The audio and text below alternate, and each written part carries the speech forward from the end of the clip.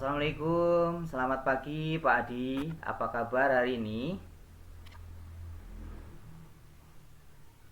Waalaikumsalam warahmatullahi wabarakatuh.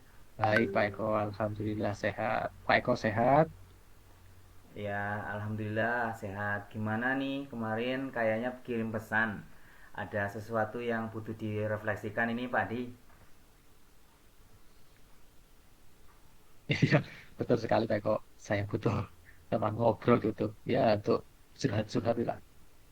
Kayak sepertinya saya lagi bingung gitu, Pak Eko. Pengen apa kemana-mana pikiran itu selalu muncul. Hmm, Gitu. Jadi butuh teman curhat saat ini, Pak. oh iya iya iya. Jadi begitu ya.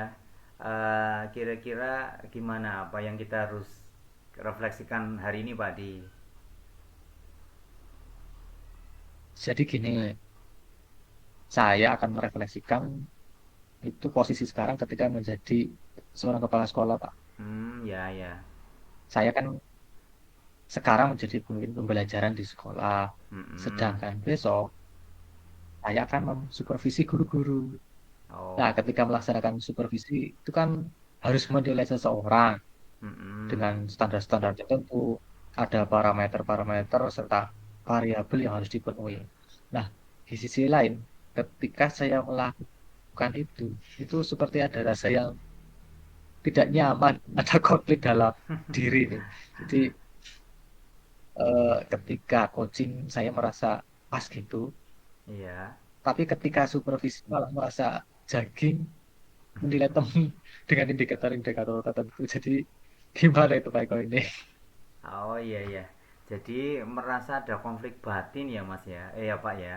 Antara Iya tugas Pak, dan iya. Iya. menilai. Tetapi kalau saya tangkap nih Pak Adi ya.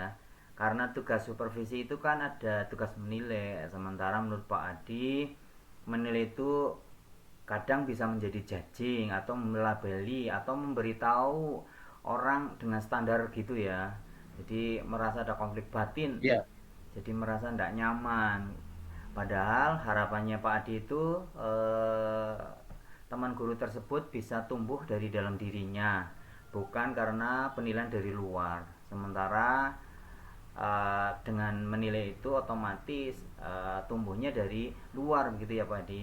Di situ mungkin ya jadi konflik yang sebenarnya. Iya.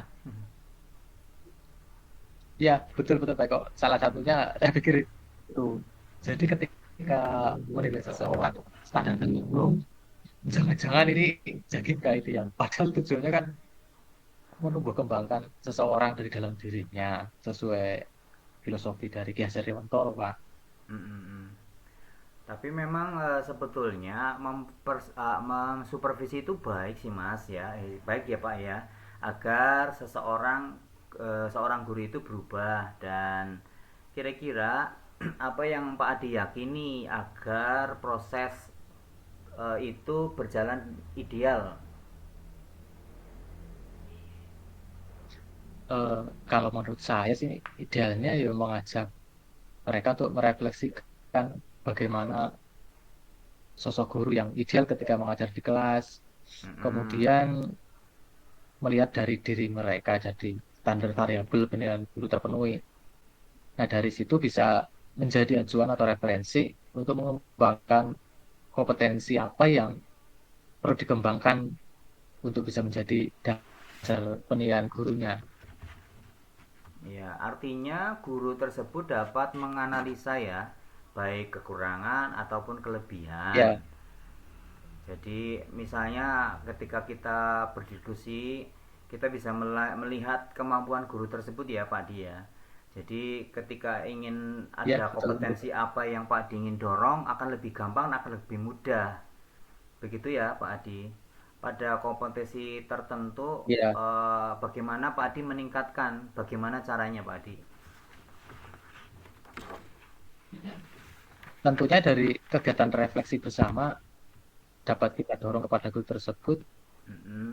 untuk menemukan hal yang perlu lebih ditingkatkan. Misalnya penggunaan media ajar yang lebih kreatif dan menarik, sehingga lebih inovatif dalam menuntut muridnya.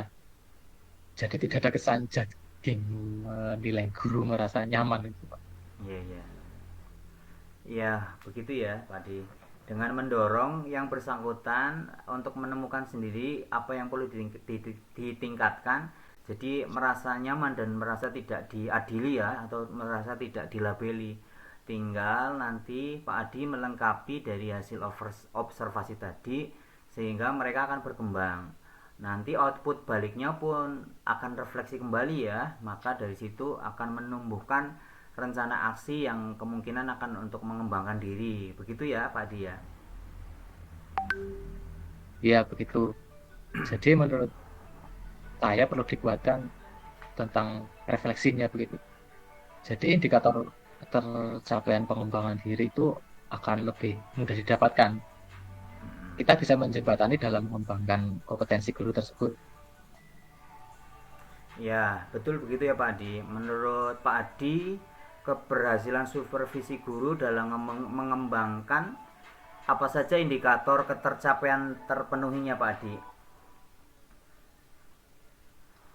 Tentunya mulai dari perencanaan, Mm-mm. pelaksanaan supervisi, dan tidak lanjut.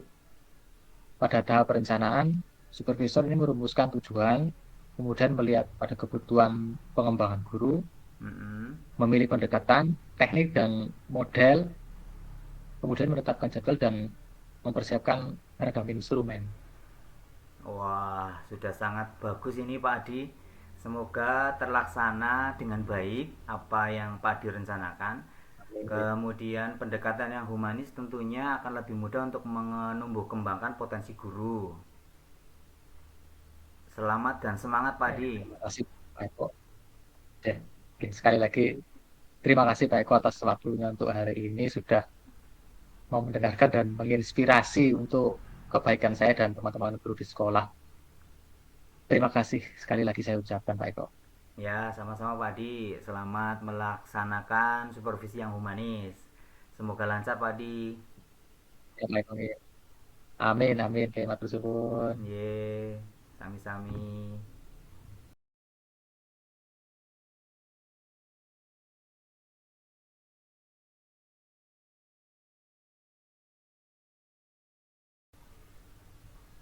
Assalamualaikum Pak Slamet. Bagaimana kabarnya hari ini? Apakah sehat? Alhamdulillah, baik. Ini bagaimana kabarnya Pak Adi? Alhamdulillah baik juga Pak Tamat. Oh iya Pak Tamat, ini beberapa hari ini saya perhatikan ini Pak Slamet sering terlihat gelisah ketika selesai dari kelas. Ini ada apa ini dengan Pak Lutut ini? Iya ini Pak Adi, saya ini merasa minat belajar pada murid saya ini menurun. Mereka terlihat bosan mengikuti pembelajaran sehingga mengganggu pikiran saya seminggu terakhir ini, Bapak. Oh seperti itu. Apakah Pak Slamet bersedia sharing dan berbagi dengan saya terkait dengan yang Pak Slamet alami ini? Ah, baik Pak, siap. Terima kasih loh. Saya memang lagi buntu ini, benar-benar blank nih Pak Adi. Gak ada ide. Pak Adi mungkin bisa membantu saya menyelesaikan tantangan yang saya hadapi ini. Dengan senang hati, Pak. Mari kita ngobrol di ruang tamu saja ya. Sambil santai dan minum kopi, kita bisa ngobrol dan mencari solusi terbaik dari tantangan yang Pak Slamet hadapi ini. Silakan, Oke Pak. Pak. Ini mengenai Nah, sekarang coba sharing dan diskusi nih, Pak Slamet. Kira-kira apa yang diinginkan Pak Slamet dari obrolan kita siang ini? Gini Pak, saya ingin mendapatkan solusi dari tantangan yang saya alami ini Pak Adi. Sampai saat ini saya masih bingung apa yang harus saya lakukan. Saya harus melakukan apa gitu. Baik, baik. Oke, sekarang coba ceritakan apa yang menjadi sumber kegelisahan Bapak ini. Begini loh Pak Adi, saya merasa mengajarnya sudah baik, tapi murid-murid kok masih saja kurang bersemangat. Mereka terlihat bosan dan dampaknya minat dan prestasi mereka menjadi menurun. Lalu apa yang menyebabkan murid ini jadi kurang bersemangat, lihat bosan dan dampaknya minat dan prestasi muridnya menurun. Hmm, jadi begini Pak, akhir minggu ini karena materi masih banyak, saya coba untuk mengejar materi agar tersampaikan semua pada si murid. Dan saya paksa murid untuk mendengarkan Ya. dan menulis. Lalu kesulitan yang Bapak hadapi dalam pembelajaran di kelas apa? Ada Pak, saya masih merasa bingung. Padahal ketika memberikan materi, saya sudah coba jelaskan dengan baik. Selain itu, murid terlihat ogah-ogahan dan malasan selama pembelajaran. Hmm. Kondisi ini sudah berjalan berapa lama nih Pak? Dan berapa banyak murid yang terlihat tidak begitu antusias? Hmm, kurang lebih seminggu ini Pak Di, dari yang saya perhatikan dari 20 anak di kelas ini ada 7 lebih anak yang suka berbuat gaduh di kelas dengan berlari-larian. 7 anak yang malas membaca, lebih senang ngobrol Oh, dengan temannya ya. sendiri. Dan ada yang 6 anak ini antusias ketika diberikan gambar-gambar dalam media pembelajaran. Oh gitu. Ini boleh Pak Samad jelaskan media apa saja yang digunakan dalam seminggu ini yang dipakai dalam proses pembelajaran ini Pak? Oh ya boleh nih Pak Adi. Ini saya ini sudah membuat persiapan media pembelajaran menggunakan slide presentasi dan mencoba Ya. menjelaskan materi dari awal sampai akhir. Dan terkadang karena memang materi masih banyak, sementara anak-anak tidak saya izinkan untuk istirahat gitu. Oh ya. Jadi kalau boleh saya simpulkan ini Pak ya, Pak Salam ini merasa kelelahan dan murid pun merasa kelelahan juga selama pembelajaran seminggu ini ya Pak ya. Iya, ya juga Pak Adi. Saya juga merasa bersalah nih dengan murid-murid ini. Coba ini kira-kira solusi apa yang pikiran oleh Mas Selamat untuk mengatasi masalah ini? Hmm, saya kira bisa menggunakan metode pembelajaran berdiferensiasi dengan ani dan teknik stop nih untuk mengelola emosi dan perasaan saya dan juga anak-anak agar memiliki kesadaran penuh atas diri kami sehingga kami ini bisa kembali motivasi pada dirinya. Wah, bagus sekali nih Pak. Lalu rencana ke depannya yang kan Pak lakukan apa ini? Rencana saya yang pertama, saya akan melakukan asesmen diagnostik nih, untuk mengetahui gaya belajar, minat, dan bakat murid. Kemudian saya akan merancang membuat pembelajaran yang sesuai dengan hasil asesmen tersebut, Pak. Wah, keren nih Pak. Lalu strategi apa nih berikutnya yang agar pembelajaran berjalan dengan baik ke depannya? Strategi berikutnya, Pak, saya akan menentukan media ajar yang tepat untuk masing-masing Hmm, gaya belajar murid. Misalnya nanti untuk kelompok oke, yang kinestetik, yang suka berlari-larian, akan saya ajak praktik dengan membawa tumbuhan aslinya langsung untuk diamati. Untuk kelompok yang auditorik, saya sudah menyiapkan daftar pertanyaan yang akan membawa mereka mengajak untuk wawancara langsung dengan penjual tanaman. Kebetulan sekali dekat dengan sekolahan. Dan untuk kelompok yang oke, visual, saya akan ajak ke perpustakaan untuk mencari sumber bacaan yang mendukung dalam pembelajaran. Begitu, Pak. oke. Lalu terkait dengan kelelahan yang Bapak dan murid rasakan, apa yang akan Bapak lakukan? Saya akan menerapkan teknik stop. Saya akan berhenti sejenak di sela-sela pembelajaran. Saya dan murid akan mengambil nafas dalam dan memutarkan musik untuk relaksasi, menenangkan diri, dan merenungkan kembali agar memiliki kesadaran penuh sehingga memiliki kembali motivasi pada diri.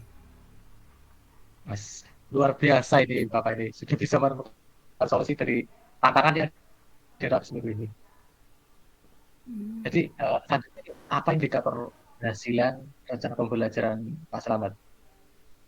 Baik Pak Adi, indikator keberhasilan rencana pembelajaran ini pertama anak-anak belajar antusias, yang kedua anak-anak aktif bekerja sama dalam kelompoknya, dan ketiga ini anak-anak mampu menjelaskan materi dengan hasil produk yang berbeda sesuai dengan gaya belajar mereka masing-masing.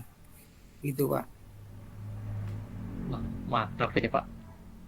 Bagaimana agar proses pembelajaran tidak terjadi gangguan atau kendala dan memastikan semua kelompok berjalan sesuai dengan rancangan pembelajaran? Pertama, saya akan membuat daftar kegiatan di masing-masing kelompok. Ada urutan kegiatan atau rundown kegiatan. Hmm. Terus yang kegiatan pertama atau kedua, kemudian mengerjakan apa. Jadi anak ini nanti lebih fokus dalam mengikuti kegiatan tersebut.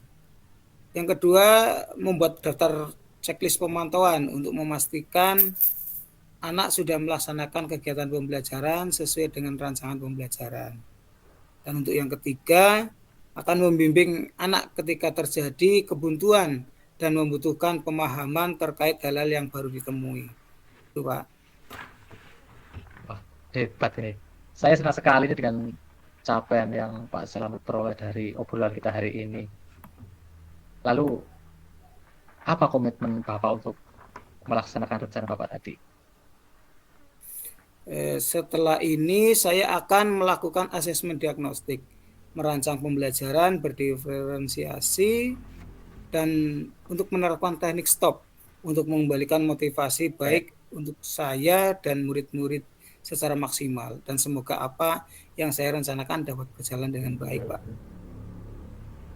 Alhamdulillah. Insya Allah akan berjalan dengan lancar, Pak.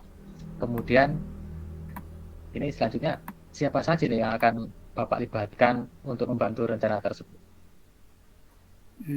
Saya akan meminta bantuan pedagang tanaman yang ada di dekat sekolah, kemudian petugas perpustakaan untuk membantu anak-anak di perpustakaan, serta tentunya Iya, izin dari kepala sekolah karena ada kelompok yang praktik di luar sekolah. luar biasa ini Bapak ini. Akhirnya berhasil menemukan solusi atas permasalahan yang dihadapi.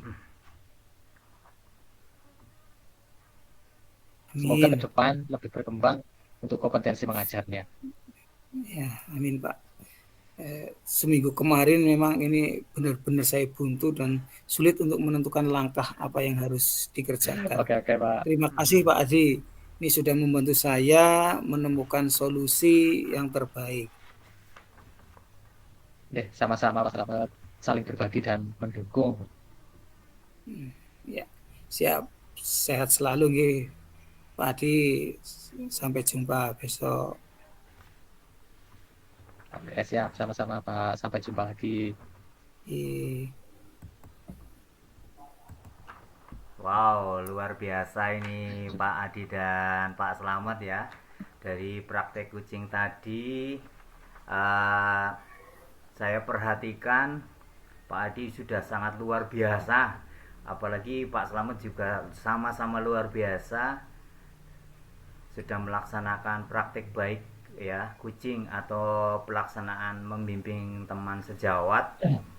Pak Adi, dari kegiatan kucing yang Pak Adi laksanakan tadi, apakah Pak Adi sudah memenuhi kriteria indikator ketercapaian saat melakukan kucing yang menjadi indikator kecapaian pengembangan yang diinginkan Pak Adi?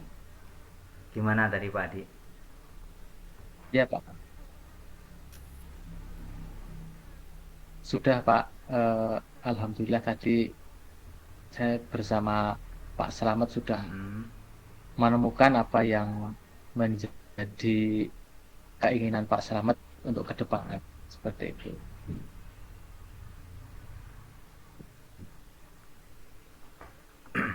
Baik Pak Adi, dari hasil pengamatan selama kucing tadi, saya bisa menyampaikan bahwa Pak Edi sudah baik dalam melakukan kucing.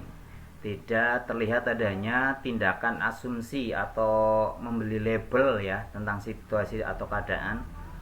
Juga tidak terlihat memberi label kepada kucing. Tidak tampak juga mengaitkan dengan pengalaman pribadi. Jadi sesuai dengan fokus yang dikembangkan, yaitu mendengar aktif dan fokus pada area yang ingin dikembangkan. Berdasarkan dari pra percakapan tadi ya, udah sangat sinkron ya Pak Adi. Sebelumnya kita kan sudah melakukan percakapan pra observasi. Jadi untuk Pak Adi sudah melaksanakan dengan baik semua Iya, Pak. tahapan. Dari kegiatan tadi Pak Adi, Iya, kira-kira Pak. kompetensi apa lagi yang Pak Adi ingin kembangkan berdasarkan dari pengamatan hasil coaching yang barusan Pak Adi lakukan?